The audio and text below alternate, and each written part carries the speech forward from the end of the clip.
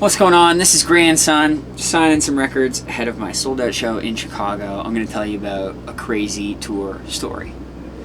So, about a week into my first headline tour ever, we had a stomach virus absolutely rip through our camp. We don't know who brought it in, but the most common theory is a bad batch of guac somehow entered the tour, and somebody had some of this guac, and my friend Jonathan was the first one to go. He was out. Literally, we watched it happen. A switch was flipped. And this was only a couple days away from my biggest headline show ever at the time, hometown show sold out in Toronto. We had the label bring out an entire film crew. The plan was to make all of this content and do this like tour documentary that was going to be preserved for generations.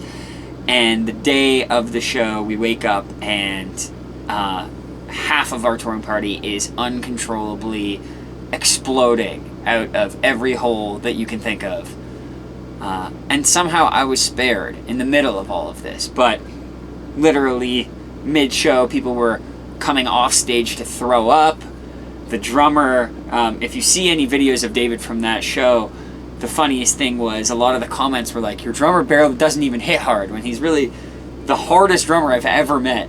But he was so sick that day he could barely even hold up his pair of drumsticks. We managed to make it through that day. My mom helped sell t-shirts. Friends that I grew up with who had never been a part of any sort of tour before were being asked to help us load in, load out. The opening band, I want to give a shout out to the Bluestones. Tarek from the Bluestones was our guitar tech for the day because our guitar tech was throwing up. It was like anything that could go wrong was going wrong. But we were up there, and for a brief moment, everything was okay. I just looked around, and everyone in between throwing up and pooing their pants gave me a little weak thumbs up, and I knew that we were going to be okay. So that was how I made it out of my first sold-out hometown show in the middle of the worst stomach bug I'd ever seen.